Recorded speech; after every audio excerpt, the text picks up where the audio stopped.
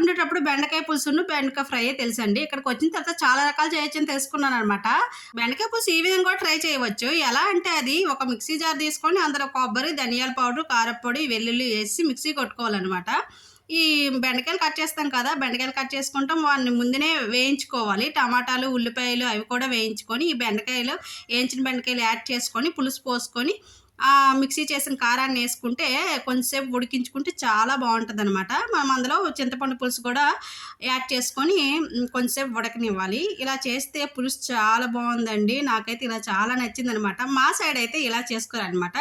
ఎలా చేస్తారంటే బెండకాయలు తాలింపులో వేపేసుకొని, చింతపండు పులుసు వేసుకొని, కొంచెం మరిగాక దించే ముందు బెల్లం యాడ్ చేస్తారనమాట.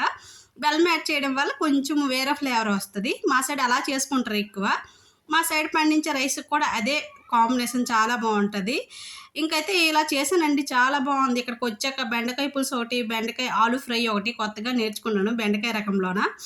ఇంకా ఇంకొక విషయానికొస్తే మా పిల్లలకి స్కూల్‌కెళ్ళడం జబర్దస్త్‌గా హిందీ వచ్చేసింది. నాకైతే ఇంట్లో కూర్చుండం అంటే బయటికి వెళ్ళినా సరే తెలుగోళ్ళు ఎక్కువ మందే ఉన్నారనమాట. వాళ్ళతో మాట్లాడడానికి హిందీ వాళ్ళు మరి ఇంకా వాళ్ళతో మనం పెద్దగా మాట్లాడము. అందుకని హిందీ కూడా పెద్దగా రావట్లేదనమాట. అంటే కొంచెం కొంచెం మేనేజ్ చేస్తాను. మా పిల్లలు ఇంట్లో మాట్లాడమంటే అస్సలు మాట్లాడరు. రాగానే తెలుగులో మాట్లాడతారు. అమ్మ మాట్లాడుతుంటే మాకు అలవాటు అవ్వట్లేదు. నీతోని హిందీ మాట్లాడడం అంటారనమాట. అలా మాట్లాడడం మాకు చేతవ్వట్లేదు అంటున్నారు. ఒరేయ్ బాబు మీరు మాట్లాడండిరా, మాట్లాడుతుంటే నాకు కూడా వస్తది హిందీ ఎందుకంటే ఎవరో బయటోళ్ళతో మాట్లాడక్కర్లేదు. పిల్లలతో మాట్లాడితే పిల్లలకి ఎలాగో వచ్చు కాబట్టి వస్తది కదని. వాళ్ళైతే వినట్లేదు. ఓకే ఫ్రెండ్స్, ఇదండి మ్యాటరు. ఓకే, నచ్చితే లైక్ చేయండి, షేర్ చేయండి, సబ్స్క్రైబ్ చేయండి. Bye bye. Thank you for watching.